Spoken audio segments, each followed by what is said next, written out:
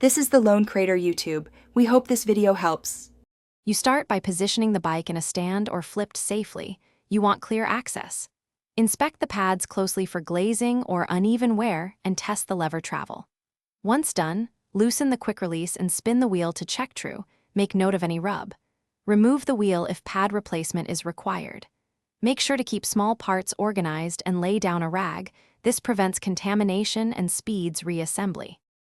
With the wheel back in, loosen the caliper mounting bolts just enough to allow movement. Squeeze the brake lever to center the caliper automatically, then red-iron while holding the lever. This ensures even pad spacing. If pads still rub, set one pad slightly toe-in by backing off the rear pad 0.1 mm so the front edge touches first.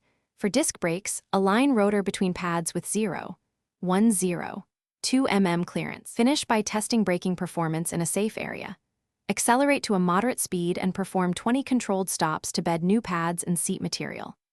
If the lever feels spongy, inspect cable stretch or hydraulic fluid level and bleed, or adjust cable tension as needed. Make sure no oil or grease contacted pads. If noise or poor bite persists, clean the braking surfaces with isopropyl alcohol and, if necessary, replace contaminated pads. Recheck alignment after bedding and you're done.